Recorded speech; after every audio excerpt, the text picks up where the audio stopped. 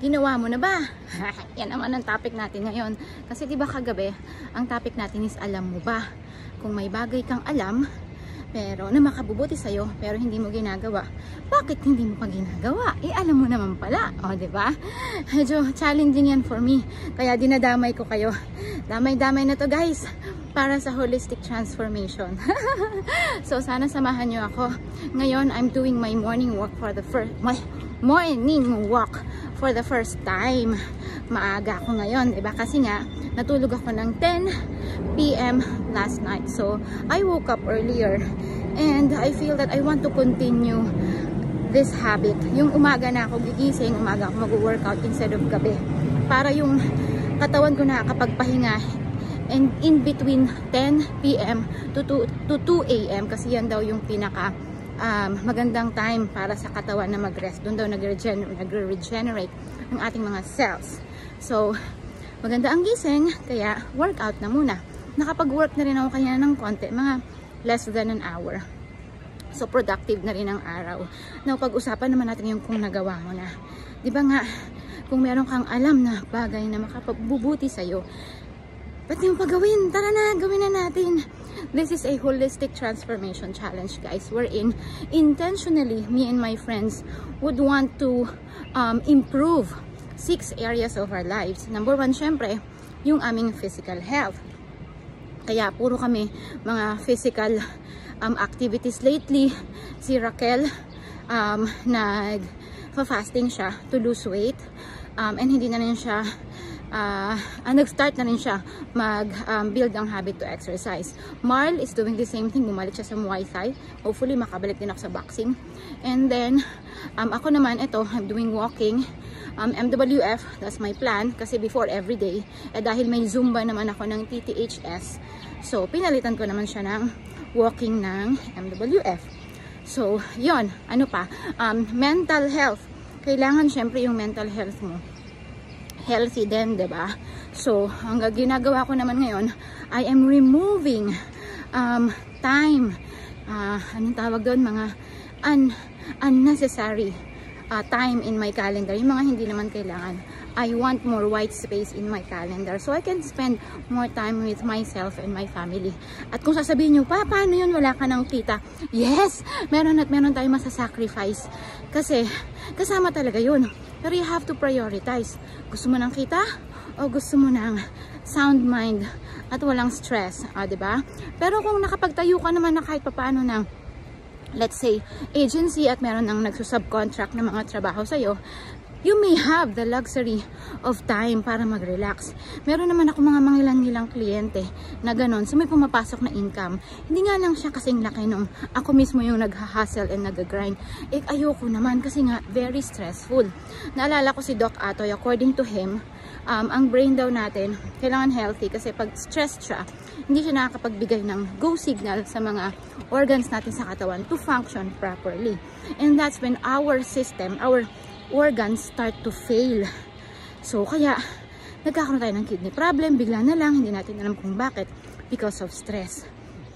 Kasi yung brain natin, stress na rin siya. So, iwasan ng stress. Diba? Lumayo tayo sa mga stress. And then, ano pa? So, we have physical health, mental health, and syempre yung financial health. Kailangan yun. Kaya nga sabi ko kayo na balancehin natin, di ba? So, we should start thinking of a business that we can do na hindi na tayo kailangan yung personally na nandoon. And I know it's not that easy to put up. Dahil kahit naman ako, feeling ko, wala pa naman ako sa ganong stage. Pinipilit ko lang. Pinipilit ko lang. Hindi pa siguro ganon kalaki. Merong pumapasok pero not that much. Pero intentionally kasi gusto ko bigyan ng time yung physical and mental health ko right now. But slowly, we're building a business on the side. Syempre, hindi naman mawawala yun. Kailangan pa rin yung gawin. Diba? So, unti-untiin natin na mag-build ng business that's smart and scalable. Yun yung importante doon. Teka, hinom lang ako. Wait. Tapos, so 3 na. Pang-4, syempre yung time natin with family. Kaya every afternoon, we're spending our time with our daughter. Siya na lang kasi yung nag-aaral. So, habang nag-training siya ng jiu-jitsu, Kami naman, ng tatay niya ay tumatambay lang, nagtatrabaho somewhere kung saan kami abutan. And then that's our time para mag-date ba si Inday at si Dudong. And then makapag-work kahit papaano. So, work and date at the same time. Para makapag-spend ng time with family. And of course, with friends. Intentionally, I want to reach out. I am already reaching out to some of my old friends na hindi ko na nami-meet.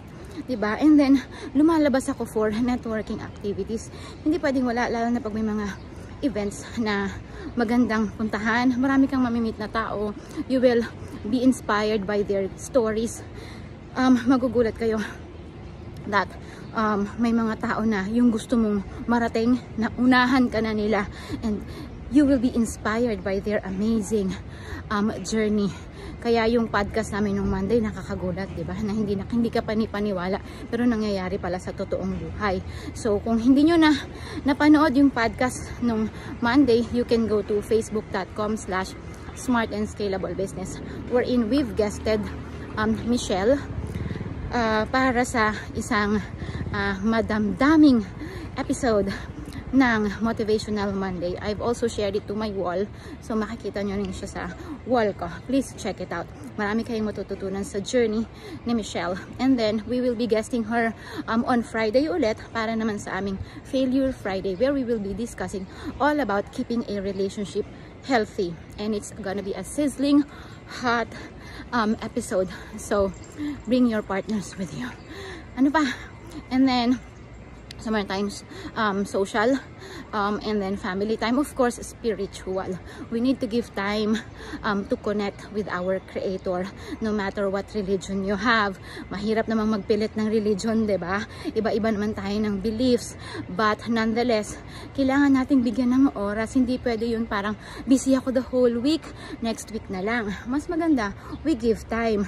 It could either be yung mga church services nyo, or a prayer, or just a simple meditation. Bahala kayo kung paano nyo pinapractice ang inyong mga religious belief, so that you would feel fulfilled spiritually. Iba pa rin kasi yung nag-grow tayo spiritually. Yung topic ko nga, diba, kagabi, which is alam mo na pero hindi mo ginagawa. Nakaka-guilty yan. Minsan alam mo na hindi mo naman dapat pinagchichismisan ng kapitbahay mo, pero pagka merong nagkwento sa'yo, makikinig ka pa rin, kasi kikwento mo pa rin sa iba kasi masarap makichismis, diba? So yung mga ganung bagay, simple things, pero alam naman natin hindi natin dapat ginagawa, pero mahirap pigilan, diba? So dun natin sa spiritual strength makukuha yung will to say no, or to, kung kinuwentohan ka na, wala ka na magagawa, at least huwag mo na ikwento sa iba. Yung mga ganung bagay, simple pero importante pala. Okay? So I hope that you will join us in our holistic transformation. Medyo nakarami na ako ng ikot, and hopefully maka 5 kilometers ako for today bago ako maligo at mag-start magtrabaho. So kung meron kayong mga topics na gusto nyong i-discuss, pag-usapan natin, message nyo lang ako, comment nyo ako. And please, don't forget to follow me naman for more tips and tricks and stories about holistic transformation. Syempre kasama dyan yung financial business, financial management, and building a smart and scalable business. So yun lang muna mga kaibigan. Thank you so much.